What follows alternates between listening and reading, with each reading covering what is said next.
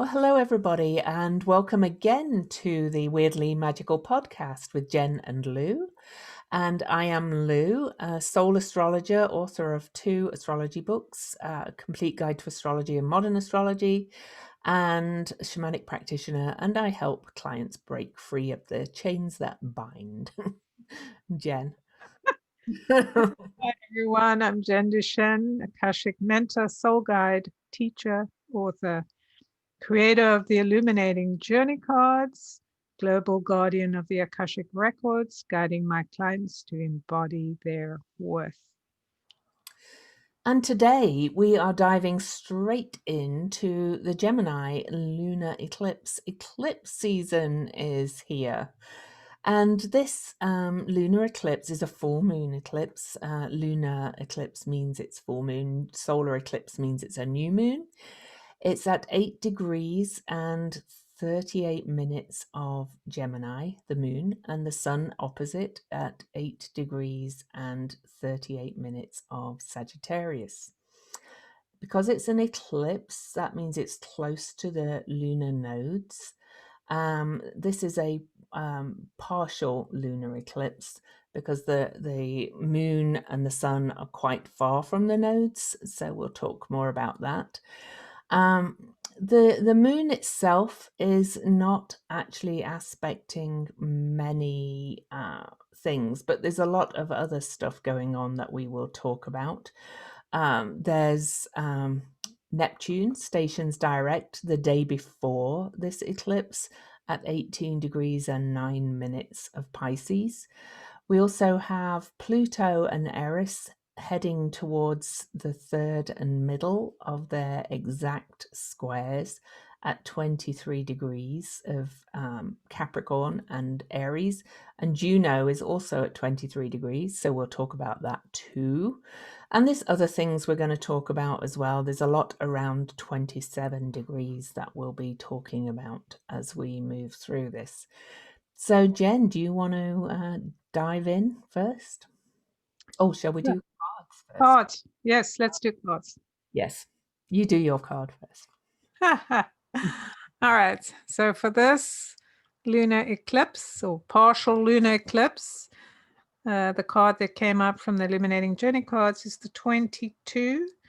So I find that fascinating. We have that master number 22, and this card always makes me think about opportunity, the idea of moving towards what we desire as opposed to what we think we're supposed to do, having the bridge and the path, and then the background. For those who can't see, there are hills and waterfalls and kind of temples and castles and all kinds of things that are in the space. Doves. There's all of this promise of peace, of beauty, of enlightenment, if you will, but it happens through choice, through taking the path, going under the bridge, and finding that sense of self that is so essential. To find peace is to find yourself, to follow your heart and your truth, as opposed to what others dictate or what looks like the right way, right? So it's following or forging your own path. So I think we had this card like maybe 2 podcasts ago too, so it's come up again. I'm sure we did. And it always seems very lush beyond that bridge. Yeah, very abundant. So I find it also interesting that there's the birds in there, because Gemini is an air sign and air signs are associated with birds and the messenger. And so that's very interesting too. And it's about thought patterns as well, you know. Right. There's a full moon. Oh yes, full moon at the top there. Yeah. This kind of energetic kind of thing, which could also relate to Gemini, or this idea of reaching up, or this crystalline energy. Well, and the 2 temples too, isn't it? Right, 2 temples, and the 22, very much the Gemini, which is the 4, adds up to the 4, but that 22 is also that kind of energy of being exposed to what else is there, what else is in our mind, what else is possible, what else are we dreaming of that we want to connect to and make real. Mm. And my card is the number 20, so more twos. So Jen kind of had the 2020 with the two twos, and I have 20. So so we're coming to an end of, what's been an incredible year in so many ways. And we both pick cards like that. But my card is called the Aeon. And an Aeon, according to Webster's dictionary, is that state which represents a long, indefinite period of time. And I find that really interesting as we're moving into the age of Aquarius. Right after this eclipse season, we have what's called the Great Mutation, with Jupiter and Saturn meeting at zero Aquarius, which will herald 200 years of air great conjunctions, shifting from Earth to a whole different thing, and the air again being of the mind. Gemini North Node, lunar eclipse being about changing our perceptions, and this card really is all about using discernment, stepping out above, taking the bigger view, and looking kind of more long term rather than getting caught up in the detail. It's got that big snake arch around it, which is very Leo kind of thing. It's got an egg shape in the middle. It's got the goddess Isis in there. Um, Reminds us to give creative power, to give birth to new forms. Then we've got floating fetuses. So there's a lot of rebirth energy in this. This card, to me, is telling me we are entering this new age, to be quite honest. And I really do think we are finally. We've been Mm. on the verge of it for so many years because Right. ages do not come overnight. So, Right. but this is Or about just good judgment too. And there's a brilliant quote with this in the book that I use for these cards by Anjali Zarian. She says, "Learn to look with an equal eye upon all beings, seeing the one self in all." And that's from Bhagavatam Perennial Philosophy. So mm, beautiful. yeah. What strikes me as so interesting about your card and mine too is this: they both have an arch, Oh right? yeah.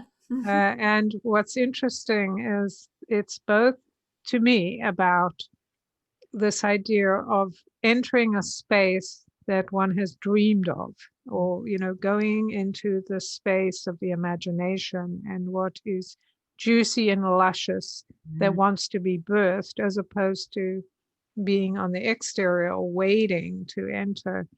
So I find that interesting. Even though the colors aren't the same, there is a Shape similar shapes kind this. of message in that, the lushness is about entering the space and daring to kind Mm. of swim with your imagination and being willing to really dive into what calls you, as opposed to uh, what you think you're supposed to do. And my eye is struck by this like temple here, that is that yellow color that you have Yes. in Yeah. the center of that card, kind of that egg. So yeah, it's And fascinating.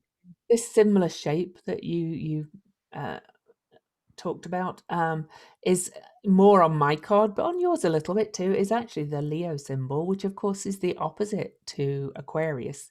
So we can't have the age of Aquarius without having Leo qualities as well, because polarities have to be integrated.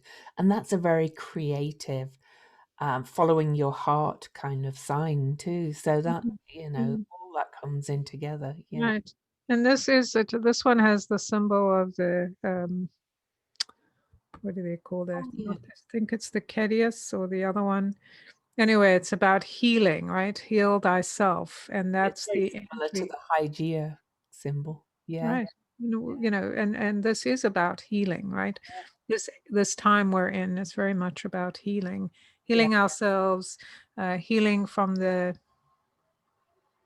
kind Mm, of diseases. If you think about the mind, how our minds have been trapped in disease, right, for so long. Yeah. Um, and our thought patterns that have been caught up. And just even that thing with Neptune, right? That whole idea of the illusion, disillusion, and Neptune going forward with this idea of us being in the illusion of we're trapped and we can't do what we want to do. And, we're being held back and others are controlling us. And this kind of movement forward going, are you really trapped? Like, Yeah. what else can you think about? What else can you do? How else can you live in this world? And the age of Pisces, the astrological ages have been 2000 years, by the way. So, the Right. age of Pisces that we're leaving, it had its amazing qualities too. But of course, as we're moving out of that into a new age, the what we want to leave behind is being highlighted. So yeah, we've been kind of stuck in this kind of goo of Capricorn kind of, sorry, Pisces kind of chaos energy for a while, and now we're coming out into air and fire, which is like new inventions, new ideas, being very creative, and you can create your own stuff too. So yeah. Right. And how fascinating that with the end of this kind of Piscean influence, that Neptune goes, Mm. stations to go forward the day before this eclipse, right, which is opening the doorway to a new phase, Yeah. besides the eclipse being in the eclipse season. So that's really fascinating. It really is. Yeah. I really think it's a kind of a crescendo at this point. I've talked about it quite a lot to my members, but all the stories of all this chaos are kind of starting to come together, reach end of cycles, start new cycles, and we're not through it yet by any means. We're definitely kind of on the outer slope, I think. We have two more Pluto Eris squares to go after the one on December the 10th, towards the end of next year. And, these things take a while to settle down and settle in. But I really feel huge optimism, this Sagittarius, with all the eclipses coming in my Sagittarius and Gemini moon. But I really feel this shift. And it kind of came after the Scorpio new moon, really, this sense of things are starting to move, things are really starting to change, and move forward. So I don't know about you, Jen, if you sense the same. Right. Yes. Actually, before the Scorpio, well, I've sensed, for me anyway, or the energy or the messages I've been getting is this gathering of speed in a sense, right? So 2020 is a 4. It's all about creating this foundation, something new, right? But it's a foundation that's based on integrity and leanness. And so there's been this gathering momentum of, here's our opportunities to do things, think things, break through, Mm. etc. And absolutely, the week before, actually, that moon, I had I was very tired the weekend before and got the download that this was like the ending, like this weekend. And it was a lot of people were very tired. So a lot of people being very tired. And the instruction that I got from the records was that this was kind of the ending of old energy. So then, next week was the new moon. And so this complete, like, I just felt like even before, as it was coming, I could feel this sense like, wow, I just feel like everything's just going to work out. Yeah. And it's kind of like, that's how I feel. Well, I am kind of a Pollyanna, or people may call me a Pollyanna, although I personally love Pollyanna, so I don't have a problem with her at all. But um, that was one of my favorite movies when I was a little girl, Pollyanna. I loved how she looked at the world through the prism, and that there was that opportunity, and even reminds me of that my card, the 22, that kind of prism that you look through. And so, yes, I do believe that there is kind of like, even like when you were talking, Lou, this idea of all the threads that we've been waiting to fall in place are now kind of starting to take their shape. So we've moved out of kind of the of being in that place of we're not sure what's happening, and oh, what are we supposed to do, to oh, I got it, I know what I have to do, I know what's happening, I know what I need to visualize, and it's become much more concrete, which I think is why we feel more positive, because we're like, oh, I can take action, as opposed to I'm stuck here, I don't know what's happening. Yeah. And we're talking great swathes of time here. So, I think we're in for a good another 4 years of unfolding, but we're kind of past the real crux of the absolute chaos, I think. So, um, Right. it doesn't mean there won't be any more.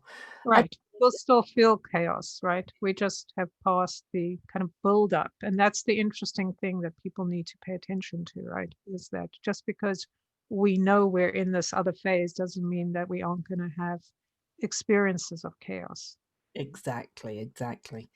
And before Jen talks about the numbers of the degrees on this, I do want to mention that we're in this real pattern that I hadn't noticed on the last two podcasts. But we had the 23-degree Libra new moon, then the 23 Scorpio new moon, but we actually have six new moons at 23 degrees coming up, ending in March, and six full moons at 8 degrees, apart from the January one that just slips over into 9 degrees, but I'm going to say it's in the same pattern. So we have a series of six lunar new and full moons, all at the same numbers that are really going to kind of emphasize these numbers. So Jen's going to kind of give you Right. some information about those numbers. Right. And I just wanted to also kind of what came to mind when you were talking was last year towards the end of last year, we had I don't remember the degrees. I think they were in the fours, 20 and 4, something like that. We That were. was happening from November through April, Mhm. of the new moons all being 4 something, and the full moons being 20. I don't remember the degree, but I remember there was that pattern that was happening. It was 4 and 20. You're right. I'm just looking. Ah, so funny. 4 and 20. It's like that Yeah, nursery rhyme. 4 and 20 somethings. blackbirds. 4 and 20 blackbirds. And that's of course our numbers for this year that we're in, 4 and 20. So that's really interesting. So the numbers we have, 8 and 23, of course, we don't have those numbers, but they are very significant in the path that we're taking, in terms of 8 being the number of leadership. And when I say leadership, I'm talking about this idea that uh, we accept that we are in charge of our own leadership and that we lead the way we want to live.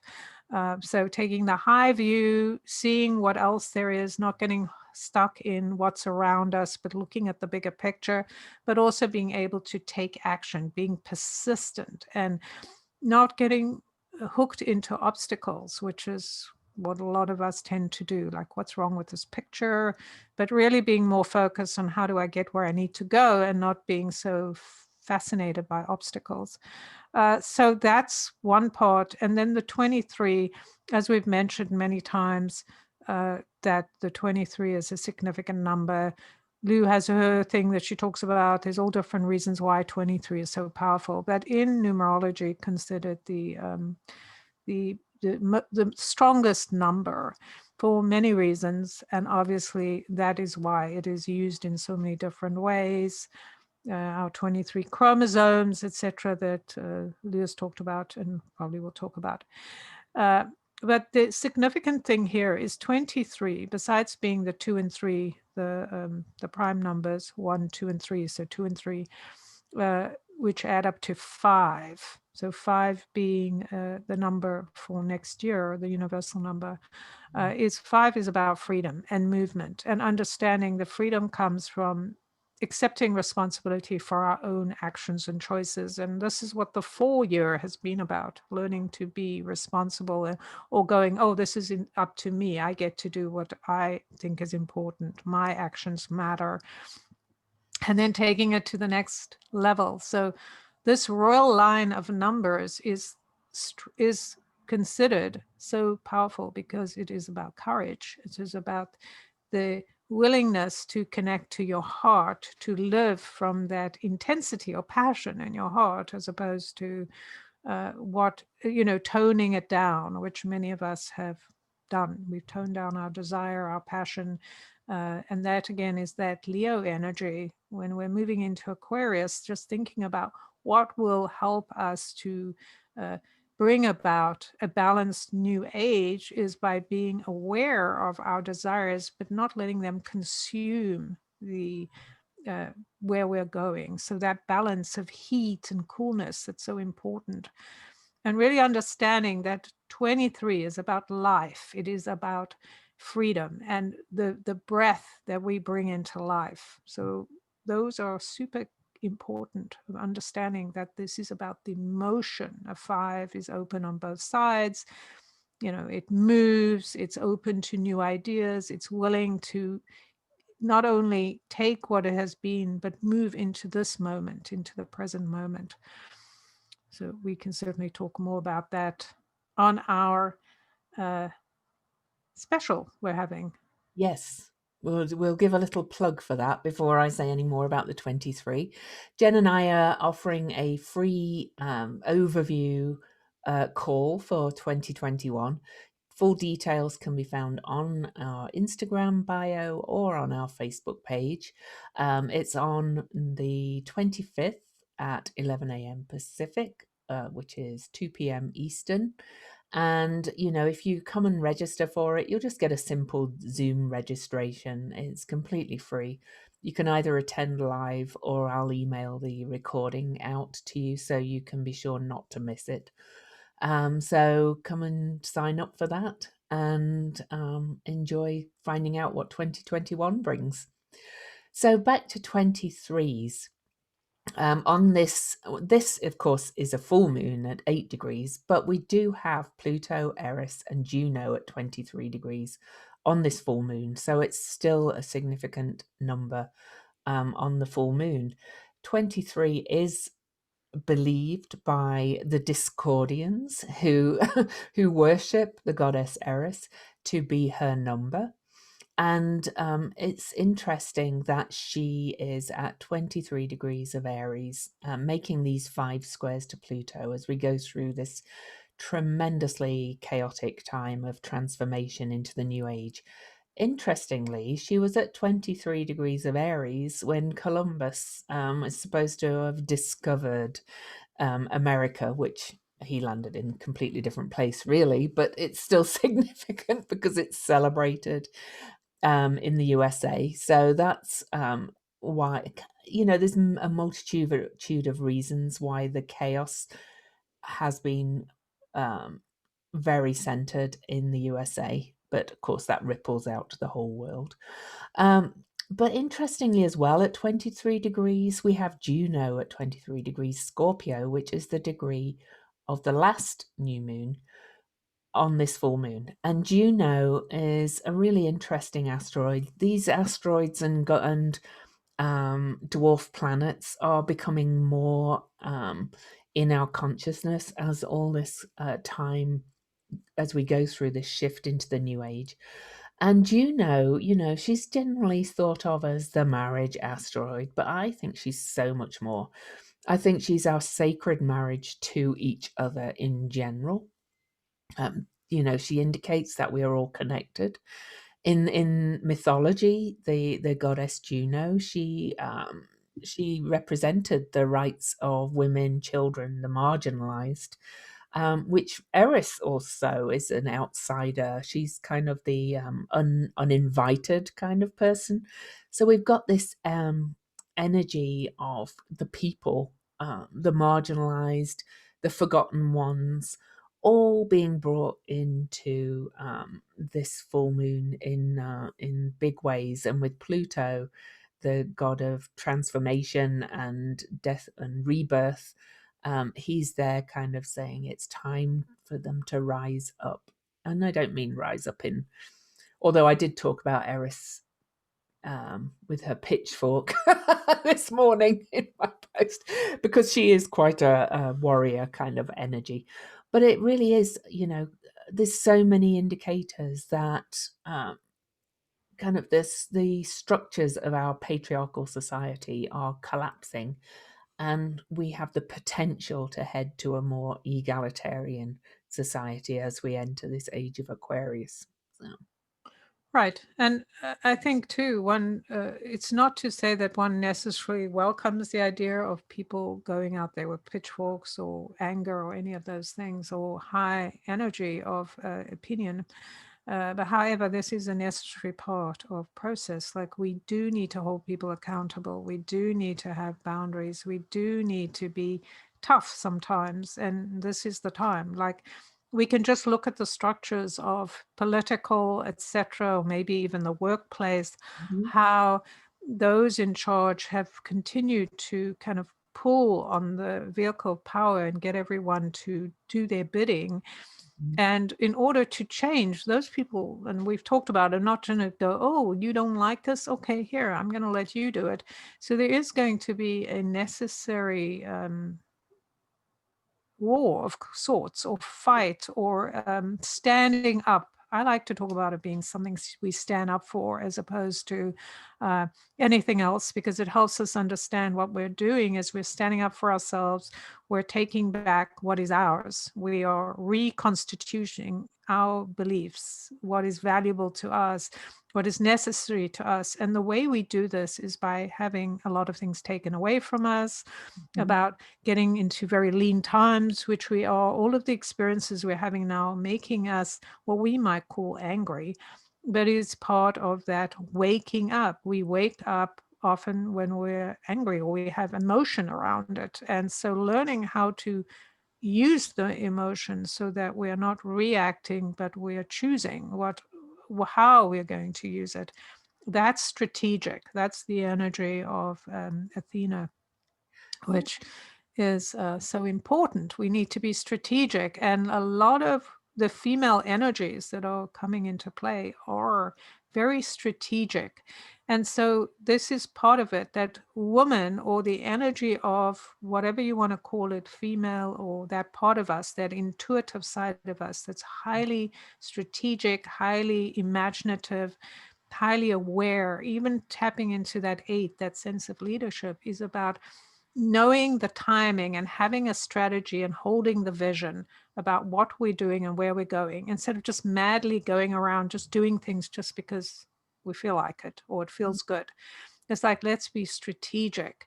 And it makes me think of that woman in Georgia, Stacey Abrams. Oh, yes. Yeah. Right. So Yeah.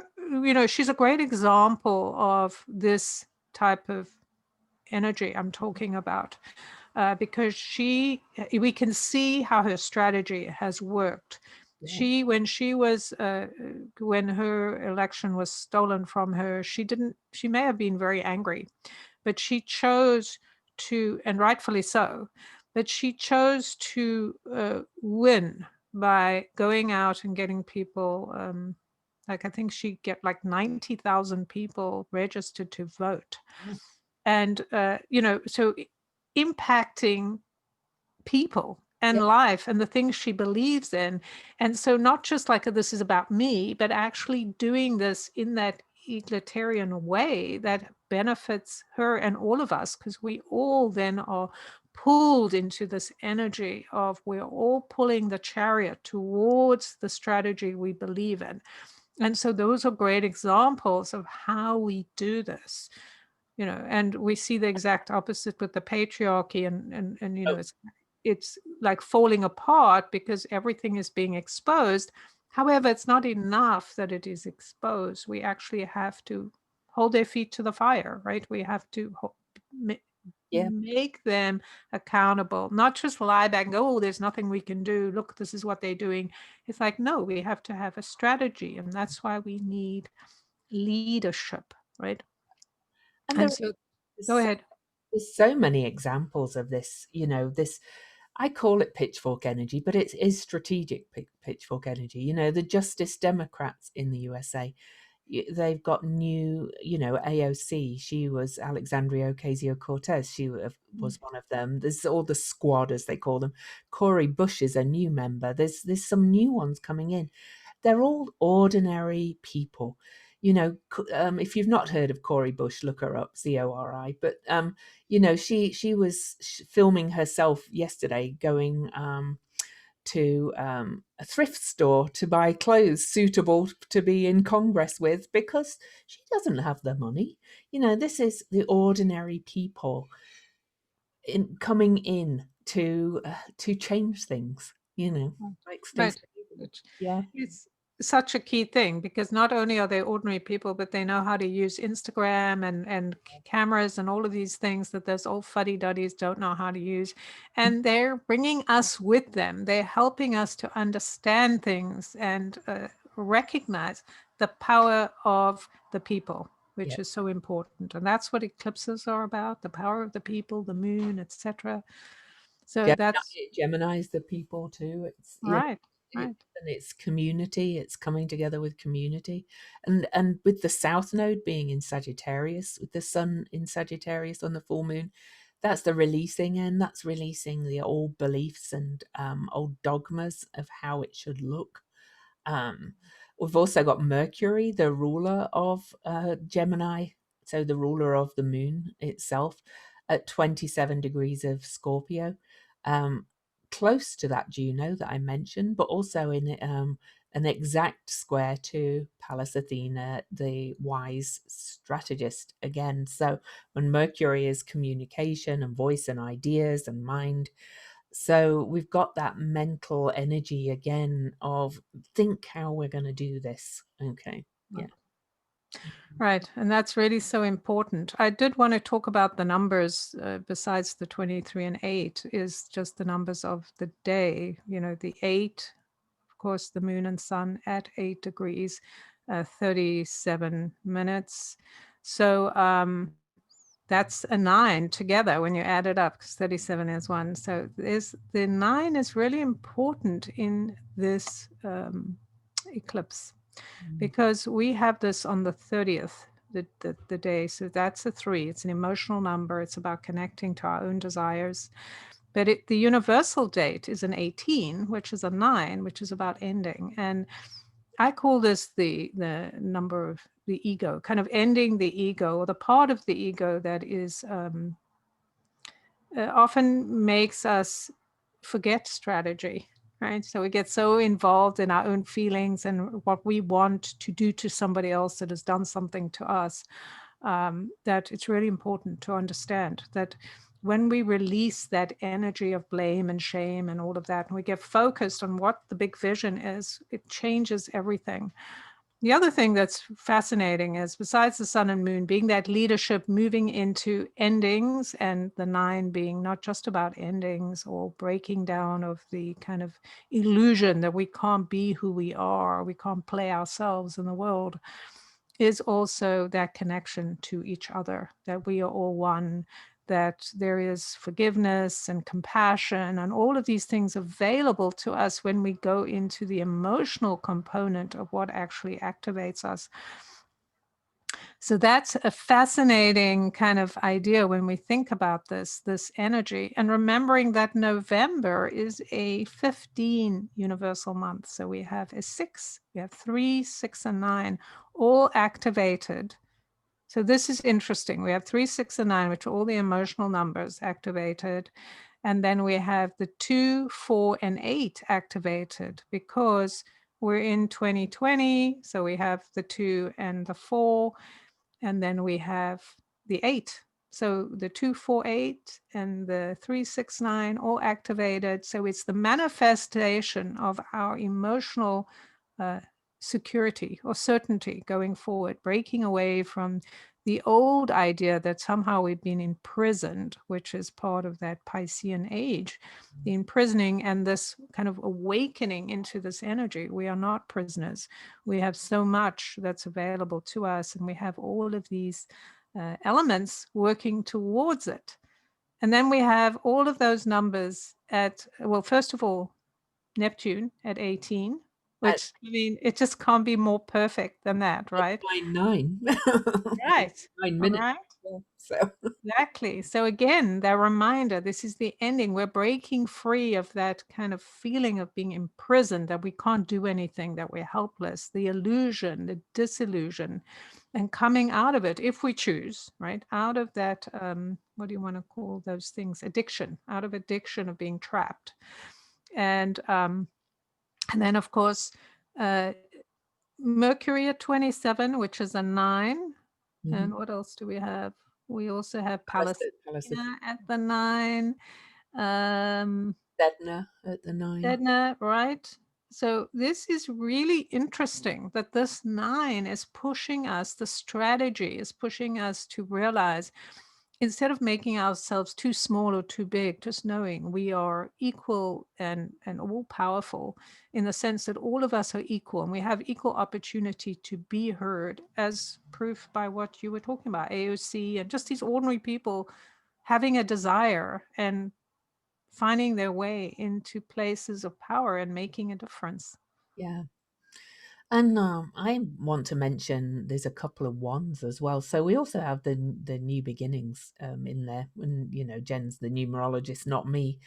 But, one recent addition to my chart makeup is Haumea, and she has been being squared by all the Capricorn energy as well, and is going to be squared over the next few months, couple of years, if you like. And she is rebirth. She's fertility and birth. And in Libra, she's over there at 28 degrees of Libra, and she keeps being activated. But we also have the only, apart from the moon, Venus was the only female named energy in our cosmos until we discovered all the asteroids and dwarf planets. And she's at 1 degree, well, 10 degrees of Scorpio, so a one there too. So we have some new beginnings there as well. So endings and beginnings. It's yeah. Right, which is interesting because they're all female energies, Mhm. right? And these are the endings, there are some female, but it's a lot of the older energies, in the sense of shifting from kind of this more rigid thing into this more open, compassionate energy where we want to have new beginnings. Mm, So it's like that fire of, we talked about that fire of Leo moving, or awakening the warmth in the heart, even though the mind is very clear. mhm. So, having that is such a great combination, I think, Really. in living. I mean, Saturn is at 28 too, but Saturn's. I have this big theory. Saturn rules Capricorn. There's no doubt about that. And Saturn has always been talked about as a male energy, through the patriarchy, and really since the beginning of astrology. But Saturn rules Capricorn, which is actually a yin or night or earth female energy. So Haumea is exactly square to Saturn in Capricorn on this, and Saturn is moving forward to move into Aquarius to start all this off. Really, it's almost like Haumea, the goddess of birth, is saying, rebirth yourself. Saturn, there's so many things I could say about Saturn. There was all these occultations last year in 2019, so mini eclipses of Saturn right throughout the year.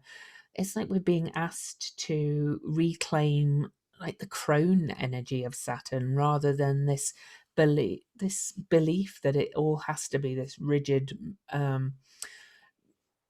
hard patriarchal energy. I think the energy itself, we are being asked to feel it differently, to see it differently.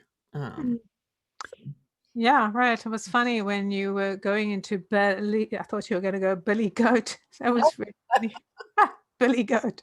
But being the sea goat, but also Saturn is the ancient ruler of Aquarius. So, what Yes. better way to move into this new age with to me, even though Saturn has feminine energy, there is also the masculine that needs to be reawoken, the divine masculine, which, patriarchy has not been the divine masculine in any way, shape, or form. That has all been sublimated. So here is Saturn kind of reclaiming its divine nature in the pool of divinity, the pool of all of this female energy, rebirthing at that 28, bringing in that sense of, divine masculine is definitely in balance with its divine feminine. There is no doubt, right? Well, it's to my mind, it's a continuum. It's not two separate things. It's Right. Exactly. I mean, that's what all of this is about. It's about this idea, even the number 6, which is activated all through November 6, which is the number of the, um, Hieros Gammas, the male female that recognizes, or the intuition and the action, that it's all one. We're not separate. And all of the patriarchy has been about separating things so that some people could have all the power. And when you bring it all back and you go, well, no, we all have power, right? And we're all seeing that in the world. That's so fascinating. And the other part is the nodes are at 19. So that's a 1 too, right? So it's that energy, and it's with the 9. So it's that energy of, we're moving away from organized religion, which is so interesting when you think about the Piscean age was ruled by religion. And the idea of that, and that's basically what they did. They took all the ideas and said, no, we're going to put it under this one God, and we're going to be the people who decide what God said and what it all means. Putting fear into people, right? So that whole thing, how interesting that is, like, now with the nodes being activated, of course, because of the eclipse, but also because of the 19, that idea, like letting go of the beliefs that have been bound. And also, speaking of the nodes being at 19 degrees, the nodes move backwards through the signs. So far, since the nodes have been in Gemini and Sagittarius, they've been at the last 10 degrees of each sign. So now they've moved into the middle 10 degrees. And there's a thing in astrology called decans or decanates, which divides each sign up into the 10 degrees of the 30 degrees. And this middle decan of Gemini is actually the Aquarius decan. So, so the nodes, So funny. I know. So the nodes have moved back into the energy of Aquarius and Gemini, really for these eclipses, and so there's another sign of all these stories kind of coming together. Everything keeps pointing to a pattern, to my mind. Right. And it's so interesting that we have, like, Venus, which is the only female that was kind of representative in the field before, right? Mhm. She's at that 10, that kind of new beginning, which is also about manifestation. And then Saturn, also, the old father time, this energy of, is it male, is it female, like that, fullness of, like, yeah, I'm stepping back into my wholeness, into my masculine, feminine wholeness.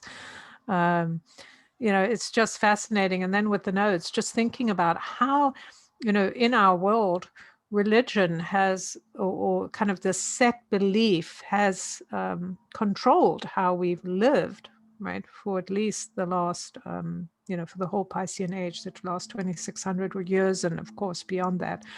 But where it was feeding our brains, and now we're moving in the opposite direction, where our imagination gets to feed the belief. Yeah. So it's like breaking ties with this kind of rigidity of belief, like you can only fit into this place. And I've noticed that, even with myself and with a lot of my clients, a lot of working with clients that are coming with this rigidity of belief that they're trying to break through, because they're like, oh, this is so painful, and why do I feel like this, right? And being able to break through that energy, because it has imprisoned us. It has made us feel like, oh, I can't do this. Like when you think about how afraid we are to do things because somebody will ostracize us. Again, that Eris thing, will be the outsider. or I won't get approval, I won't get love, and it's all total bullshit, right? But we still are moved by it, right? We're controlled by it. Yeah, absolutely. So just another quick ad break, as it were. I'd like to mention not only our free call, but our Patreon. We have a Patreon, patreon.com/weirdly magical. For just $3 a month, you can support the running of this podcast and support our work. And each podcast episode, we also do a separate recording of card pulls for Patreons only. So please consider supporting our work. So back to the lunation.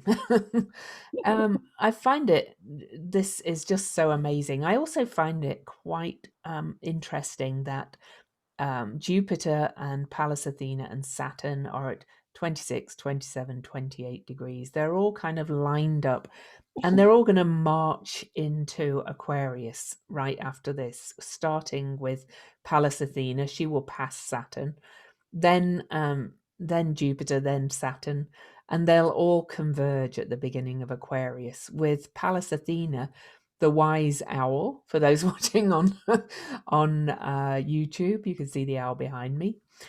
She's kind of my goddess, and she's, as we said, the strategist, and she is actually considered to be a bit of not, if not the ruler, very associated with Aquarius.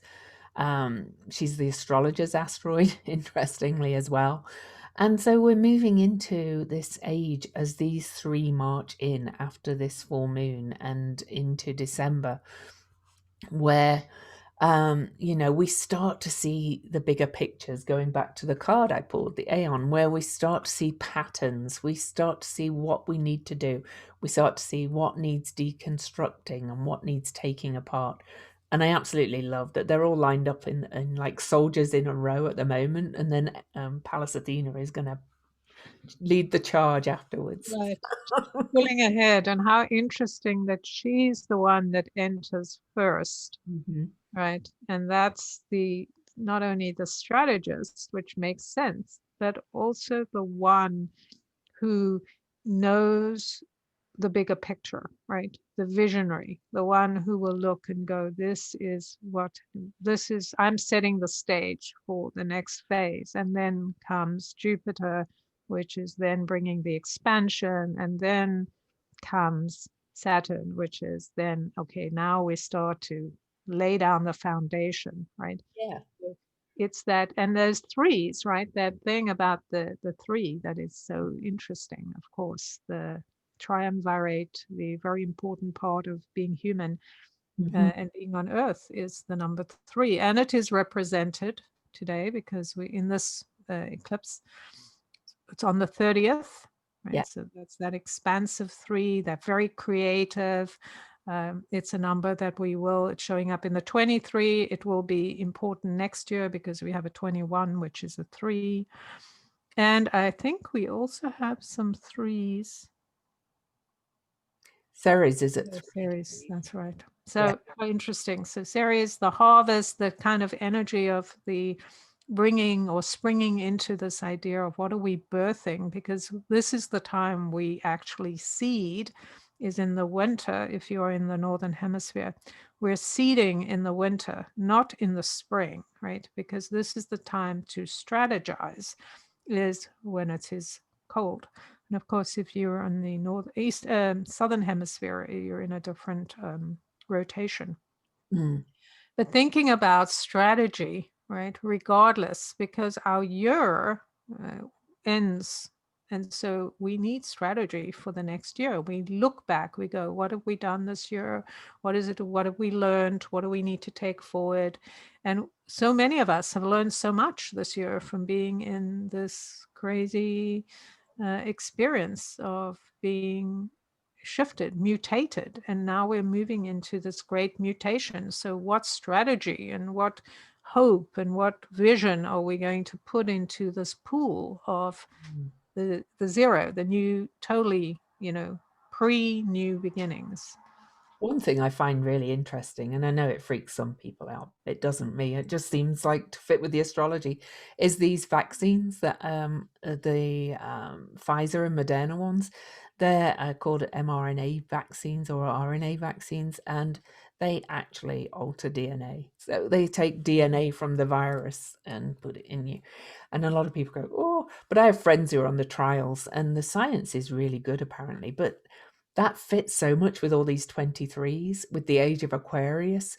It's a completely new form of vaccine that could change everything for us. Um, whether you believe in it or not, that's just how it is. So it's like, Right, right. I mean, so much is changing, and that's the thing that this virus, certainly from what I've heard from the Akashic records, that this virus is part of our change, right? It's changing because as we go forward, we will in future breathe differently. yeah. We will be connected differently. Our bodies and our way of processing will be different. So, yeah, whether you're with it or for it or unsure about it, the point is we are moving into an age of technology, of innovation, of breaking through the rigidity of how emotions have kept us trapped. Now, I think our emotions are super important, Mhm. but what we've been talking about is that so much of our emotions are bullshit. Like we're just caught up in a little trap about a story we're telling ourselves, and it's all tied into the past.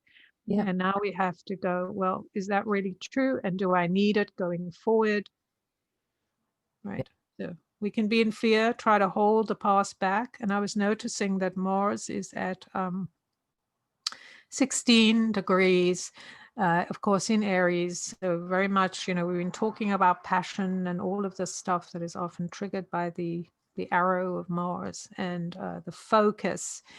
And that's 17, 16 is a 7, which is about looking to the past to change the present, change our actions in the present so that we can actually change the future. And that's very Aquarian, right? Yep. Yeah. As well, right? Because Because Aquarius, with Aquarius having the two rulers, Saturn and Uranus, it's a very eclectic mix of ancient and futuristic. So yeah, I've said for a month's long time this Age of Aquarius is about taking the best of the ancient lessons and learning and from the prior ages and bringing things forward in a very innovative modern way. So right. And I just noticed look, Uranus is 7 degrees. 7, Yeah. yes.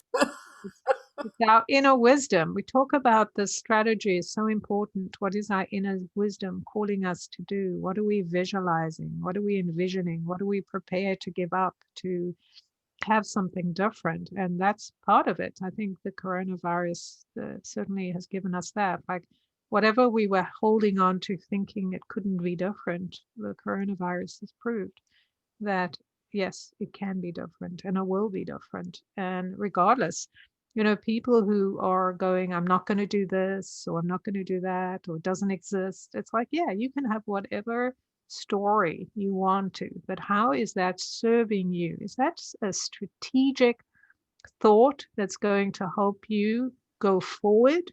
Or is it just going to drag you backwards and keep you stuck going round and round, going, well, I will be right, I will be right. But yeah, you may be right, but you may be dead or left behind and ostracized. And that's the thing, right?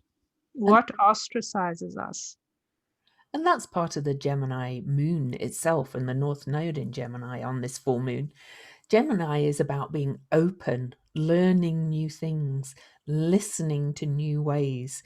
It's about just allowing yourself to be open to these new perspectives instead of, shutting down and saying, well, no, that can't be right. We can't do it that way. We can't possibly do that.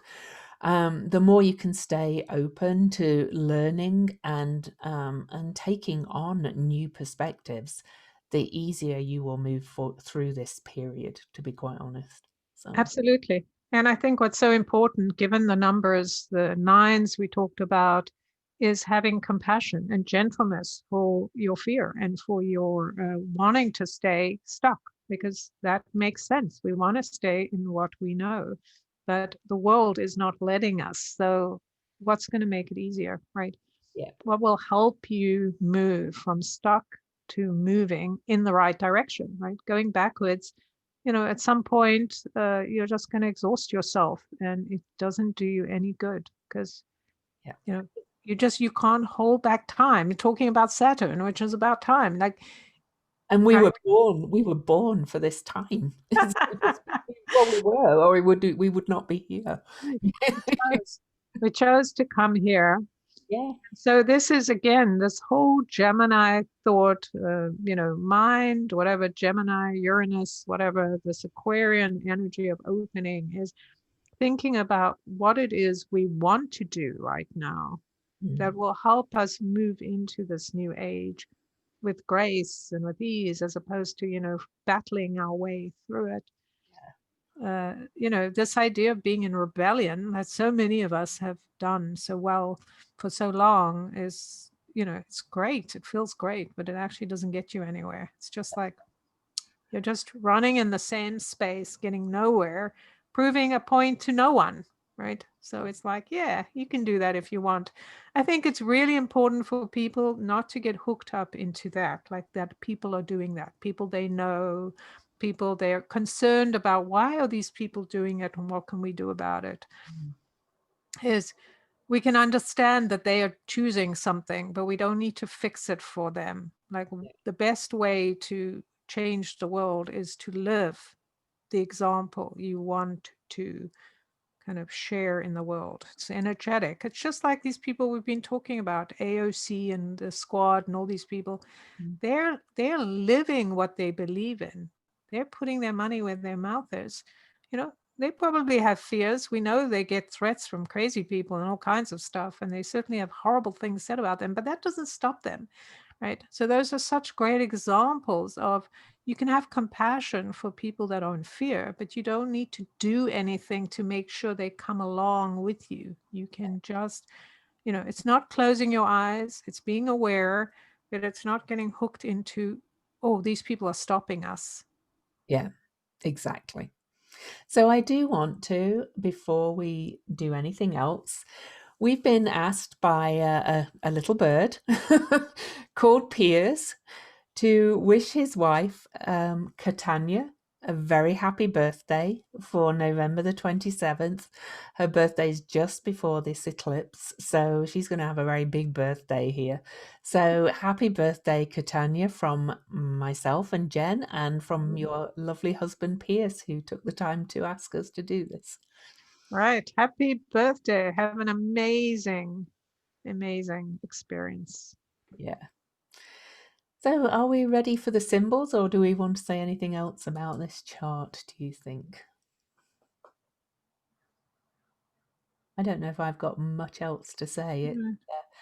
Mm. Just overall for me, I feel this real shift, but they're gonna then, of course, all these lunations hit my chart majorly because I've got a Gemini moon and Sagittarius stellium, major planets in Sagittarius, so I'm really feeling the shift, and it's a big change.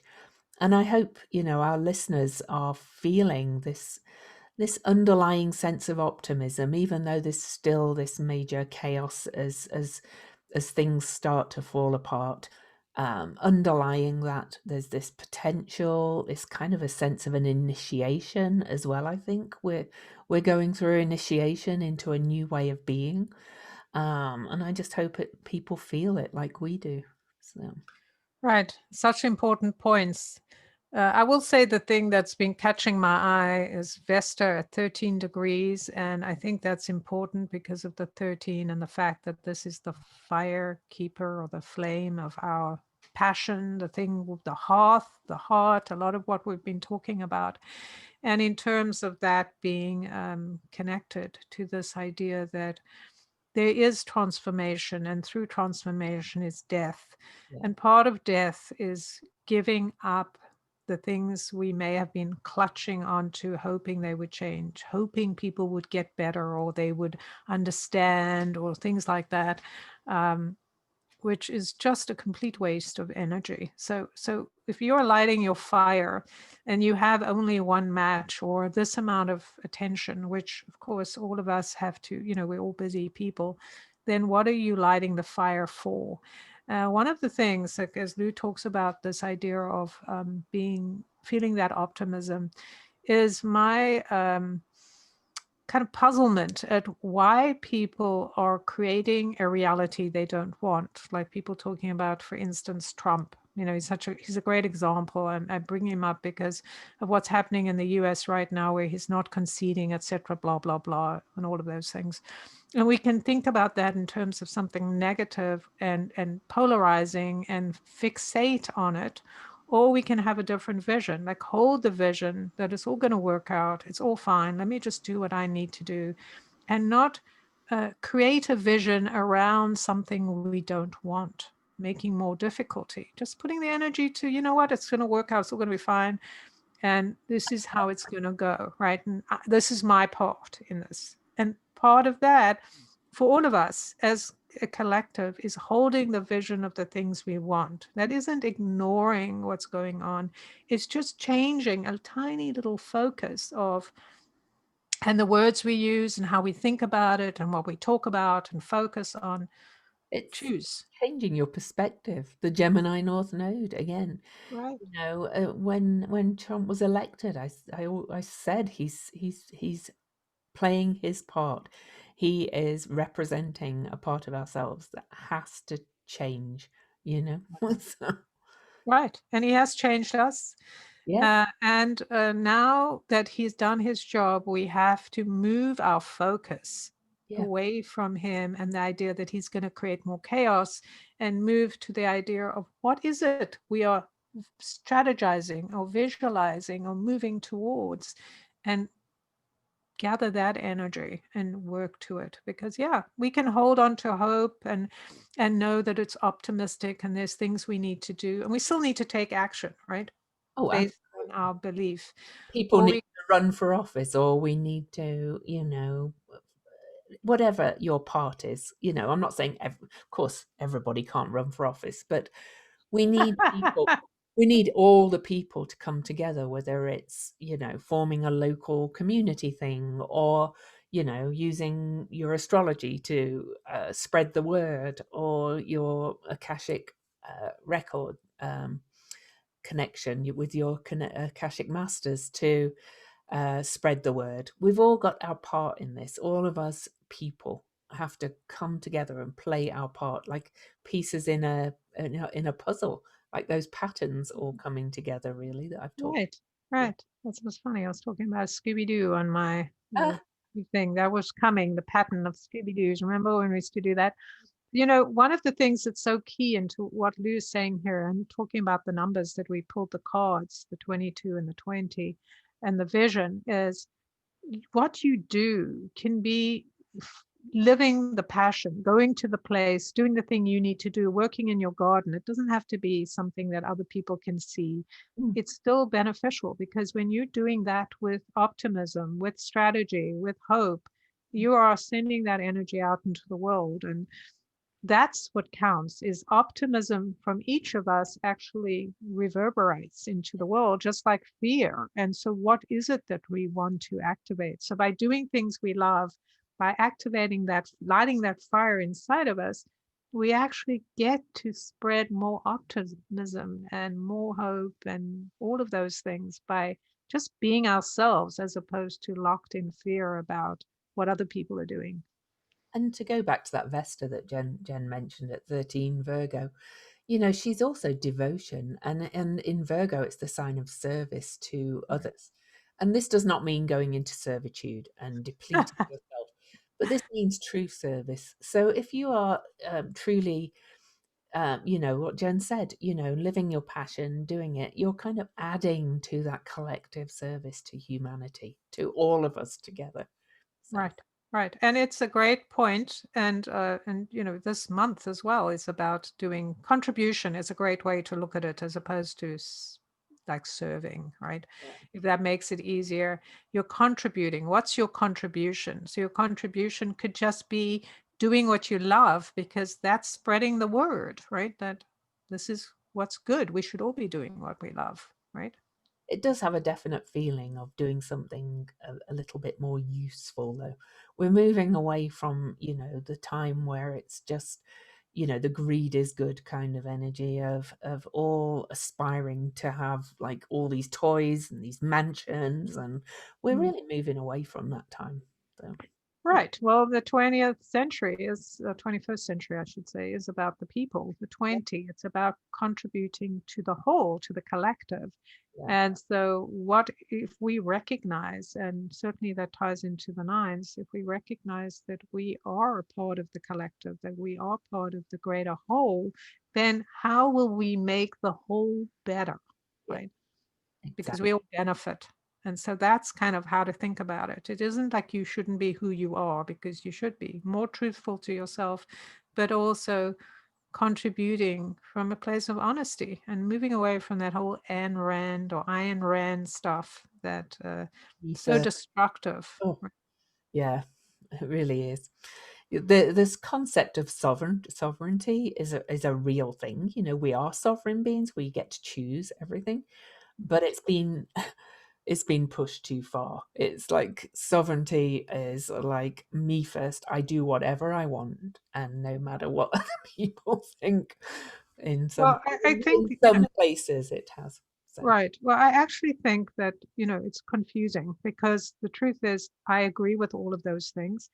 The difference is when you look at things like Ayn Rand, what they're saying is most people are stupid. And so we're just going to use them, which is a very different from I'm going to do what's right for me. And I'm going to tell you that you're crossing boundaries, etc. Like the honesty of being real and going, okay, is this taking away from the bigger picture? Or, but I believe that if we truly understand we are great beings, and that by us living from a place of love, we contribute. But oh, when we're I doing things, was, yeah, right? I was Yeah, I I know. was thinking more of the anti-maskers and the virus hoaxers and things that are rampant at the moment. The QAnon believers, they're Right, all like, "Well, it's my freedom. I do what I want." They say I live amongst them in Utah, so right, right. And the big picture there is, because I've asked in the records about it, it's like, yeah, this is so annoying. But in the records, it's like they're doing their part. Like this is the disease of that mix up of what it means to be a sovereign being. Because to me, when I talk about being sovereign, or when we talk about being a queen or something like that, there's a huge responsibility, right? To that, like to yourself and to the environment you're in. And when you leave that part out, then it's meaningless, right? You're just running around like a little kid going, I want what I want. And it's like, okay, well, if you want what you want, then you have to create that, right? You have to work to it, because you can't have it both ways. You can't have all the stores open and whatever, blah, blah, blah, whatever they want that makes no sense. It's like yeah, they wanting everything. They basically want somebody to serve them. they But really do. Yeah. sovereign beings, there's no one to serve you. You're going to have to serve yourself, right? So that's the part that they will have to realize. And that's the part we have to realize. Like, we're not here to fix them, Hmm. right? But And we can't stop them from expressing. that comes back to that Leo Aquarius polarity again that Right. keeps being highlighted again and again. We can't have Aquarius without the Leo, and Leo is the ruler, it's the sovereignty, it's following your own heart, but it's doing it for that opposite point, bringing it in together, which is the good of the whole. So, Right. And I think that these people that are doing all these things are really showing us the kind of the weakness or the emptiness of that kind of doing exactly, whatever I want, right? That it's exactly my point. Yeah.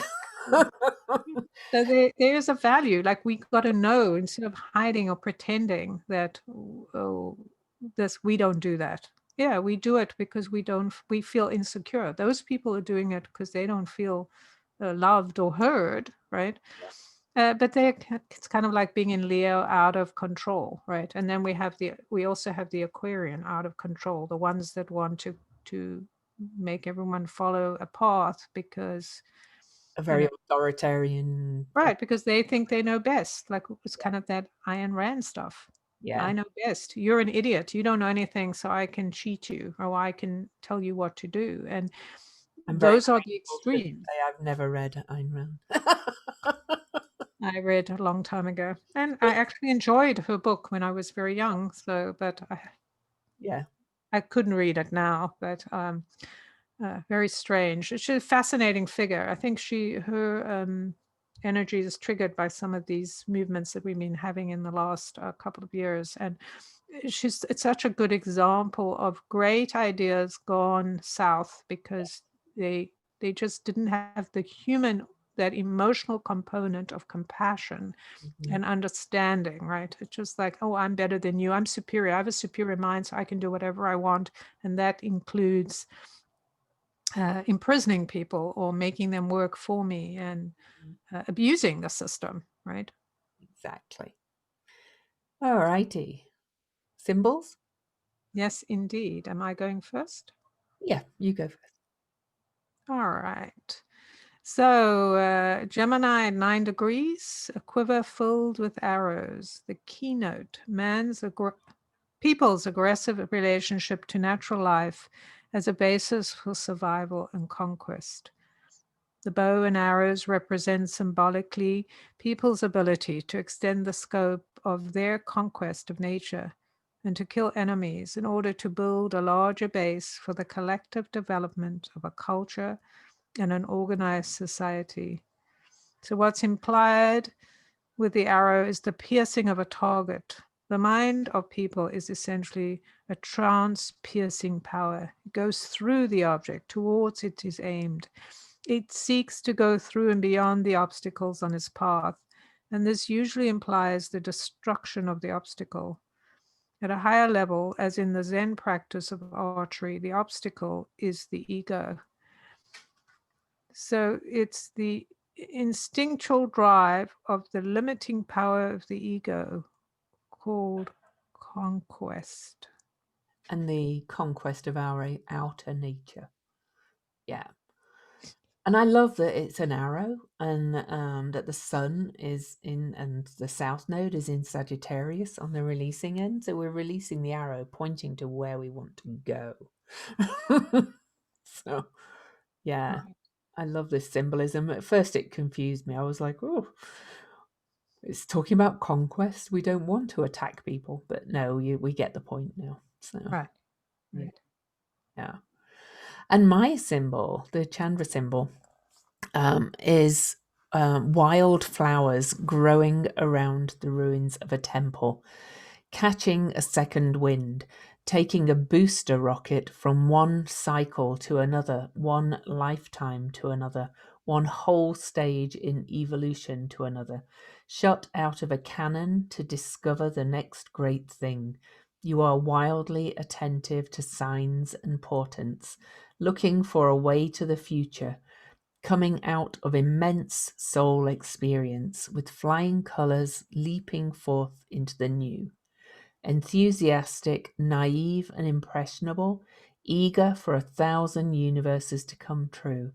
You feel that ultimate springtime quality of fresh immediacy and wind-blown alacrity, just sensing all through the body and soul the possibilities, the openings, what wants to happen next. A destiny bearer, universal in spirit and in the right place at the right time for remarkable synchronicities and huge turnarounds. I just love that symbol. It's like, and just the words, the wildflowers growing around the ruins of a temple, reminds me of what's being flowered out of the old structures of our society, starting to really collapse, the structures of the patriarchy, for want of a better word. And it just fills me with optimism, this symbol too. So The potential that wildflowers will continue to seed no matter what. yeah, yeah. Mm. And that it even says we're moving from one cycle to another and a lifetime to another. It's like you.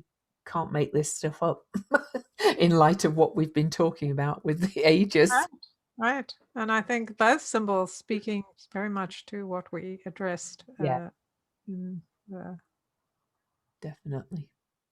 They've moon. got very forward movement as well and vision. Yeah. Yeah, yeah, Yeah, that fierce compassion that is needed for this time.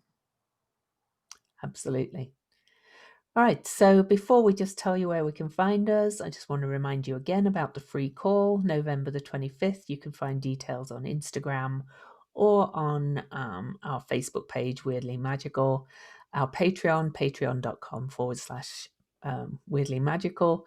And again, happy birthday to Catania. So, and Jen, how can people find you? So you can find me on my website, jenduchenne.com, JenDuchene. I also have a Facebook page, Jen Duchenne, Global Guardian of the Akashic Records. And I also have a group. I'm on Instagram and yeah, you can find my cards, the Illuminating Journey cards, on my website. And I also have classes. I teach classes, and I have a YouTube channel, Jen Duchenne, Global Guardian of the Akashic Records. And I do classes, teaching, and that is on my website. And I have a new class coming up at the beginning of the year. Independence, a traveler's guide. So if you're interested, you can reach out to me. Okay, and I am Louise Eddington, LouiseEdington.com, and Cosmic Owl Astrology is my business name. That's on Instagram, my Facebook page. I have a group called Cosmic Owl Astrology Cafe. I offer readings, consultation style or pre-recorded astrology readings, and what else? Oh, my books, my 2 books. You can find the links to those on my website also, but they're Complete Guide to Astrology and Modern Astrology.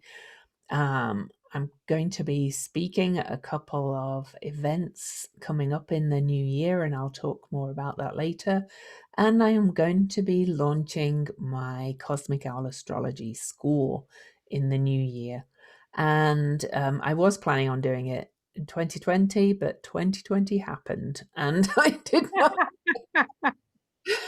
It just didn't feel right. And now it feels right as we move into the mutation into air signs and into Aquarius energy. So, yeah, so perfect.